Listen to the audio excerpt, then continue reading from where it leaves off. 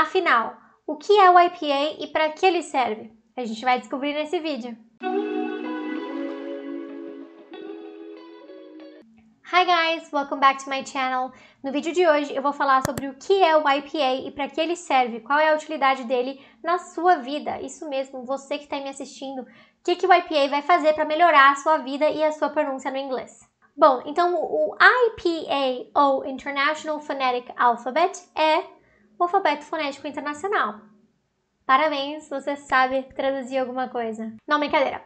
É verdade, ele é o alfabeto fonético internacional, mas o que isso significa, né? Vamos combinar, o que isso significa?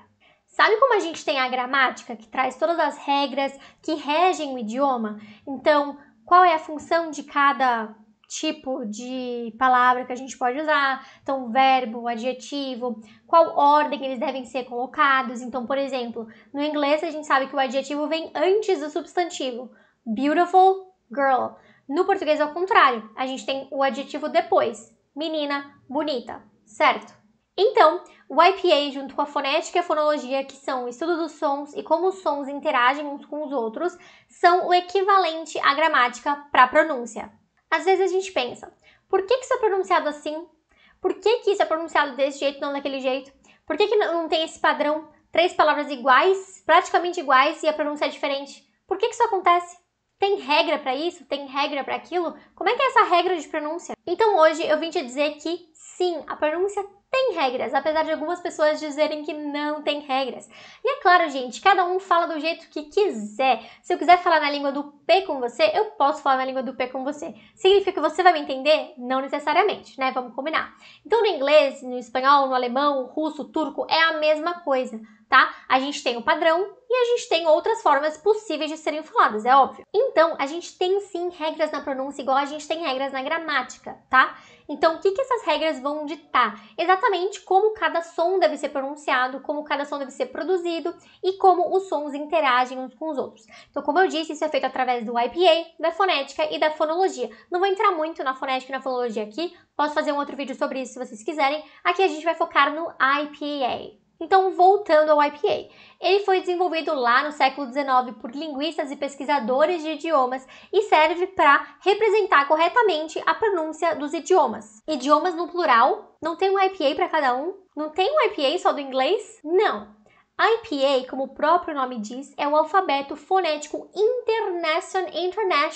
international. Então, o que isso significa? Significa que é uma padronização de todos os sons de todos os idiomas reconhecidos. Então, ele não representa apenas o inglês, ou o espanhol, ou o português. Não tem um IPA para cada idioma, tá? O IPA é justamente isso, é o alfabeto fonético internacional. Então, ele engloba muitos idiomas, todos os idiomas. Então, o objetivo era criar um símbolo único, presta atenção.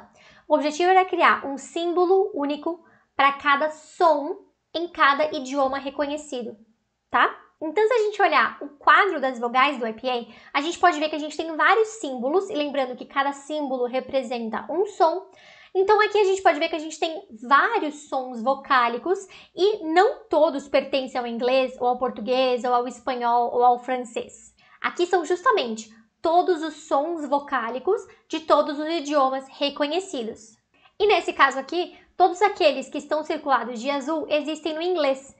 Então, vocês podem ver que não é nem a maioria dos símbolos que existe no inglês, né? Então, cada língua vai ter um inventário fonético, um grupo de sons que é utilizado naquele idioma, e esse inventário fonético vai ser composto de alguns desses sons do IPA. Então, todos os sons do inglês existem no português? Não, a gente sabe que não. Nem vocálicos, nem consonantais. Então, a gente tem algumas similaridades e algumas diferenças. Eu tenho 2 vídeos aqui no canal que são exatamente sobre isso.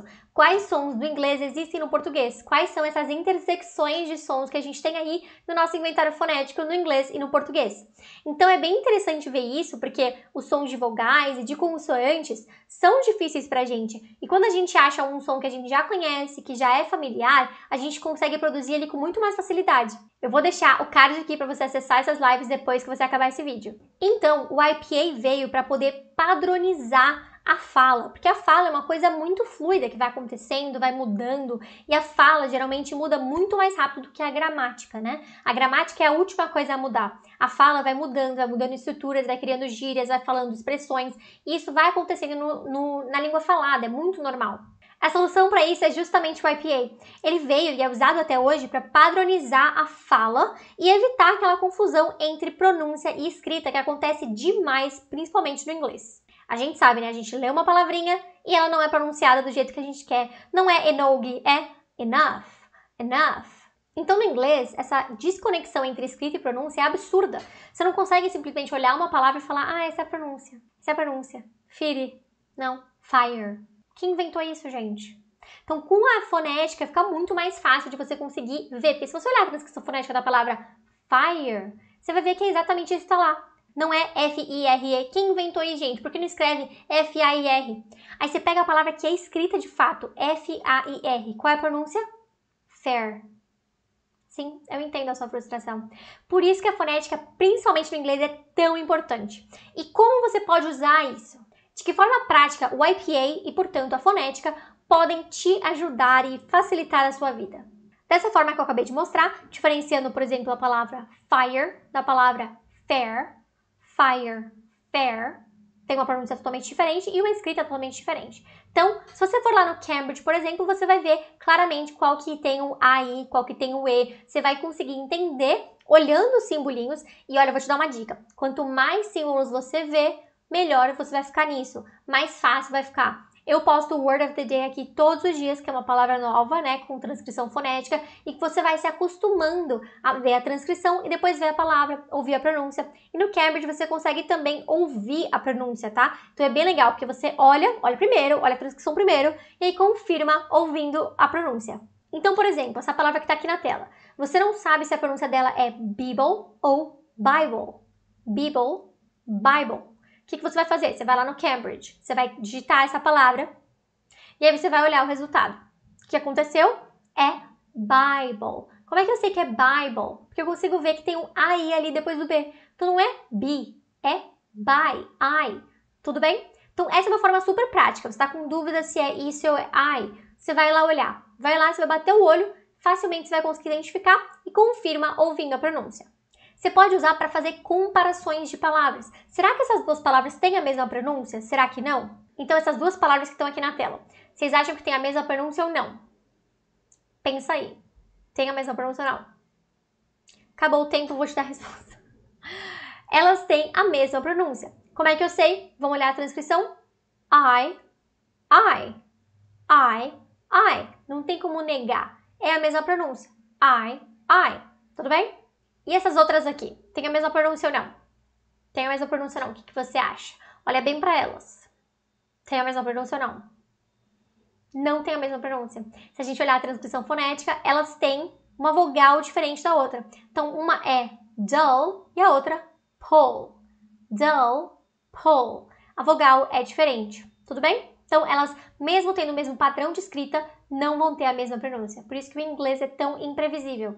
Mesmo sendo muito treinado, com muita prática no inglês, mesmo sendo nativo do inglês, é muito difícil você olhar uma palavra nova que você nunca viu e saber pronunciar ela perfeitamente. Porque o inglês não tem um padrão tão simples quanto a gente tem no português, por exemplo, que é muito mais fácil de você identificar qual é a pronúncia de uma palavra nova. Outro uso é você descobrir se uma palavra tem uma silent letter. O que é uma silent letter? É uma palavra que tem várias letrinhas ali, como no inglês a gente tem muita, né? Um monte de letrinha ali. Você não sabe se essas letrinhas são todas pronunciadas. Por exemplo, essa palavra que tá aqui. Você acha que todas as letras são pronunciadas? Vou te mostrar aqui. Não, o L não é pronunciado, ele não existe na fala. Então, essa palavra não é palm, é palm, palm, palm, não palm, certo? A gente não tem um L aí no meio. Então, palm é outro jeito de você conseguir identificar. É só você bater o olho na transcrição, ver P-A-M, tá, o L não existe. Bom, então ficou claro o que é o IPA, para que ele foi criado, para que ele serve e como ele pode ajudar você a melhorar a sua pronúncia cada dia mais. O importante disso, gente, é você poder aplicar na sua vida, melhorar a sua pronúncia, melhorar o seu speaking, para melhorar a sua comunicação cada vez mais, se sentir mais confiante para falar e ser entendido com facilidade, poder viajar, arrumar emprego, arrumar namorada, entendeu? É para isso que o inglês serve. O inglês abre portas, o inglês é só um meio para a gente atingir muitas coisas. Sabe como falam que dinheiro é um meio para você fazer as coisas? O dinheiro não é o objetivo final? O inglês não é o objetivo final. O que o inglês vai trazer na sua vida? O que o inglês vai proporcionar na sua vida? Você vai poder viajar para um lugar que você sempre quis ir, vai poder levar os seus pais para fazer uma viagem que eles sempre quiseram ir e eles nunca puderam porque tem essa barreira de linguagem de fato. Qual é o seu objetivo? Você quer arrumar um namorado, uma namorada fora e morar fora do Brasil? Tchau, Brasil! Se esse é o seu objetivo, o inglês é o caminho. Por quê? Você tem várias nacionalidades aí que você pode encontrar, entendeu? O inglês é o universal, é o mais fácil da gente aprender e o mais fácil da gente colocar em prática. Então, espero que vocês tenham gostado. Vejo vocês na semana que vem, tem live de pronúncia e tem vídeo na quinta-feira. Deixa os comentários aí, quero saber qual é o seu objetivo com o inglês. Por que você quer melhorar o seu inglês? Qual é o seu objetivo? O que o inglês vai te ajudar a alcançar? Não esquece de deixar aquele like se esse vídeo te ajudou, se explicou alguma coisa pra você. Se inscreve aqui no canal, que como eu falei, a gente tem live toda terça e um vídeo novo toda quinta. E vejo vocês semana que vem. Tchau!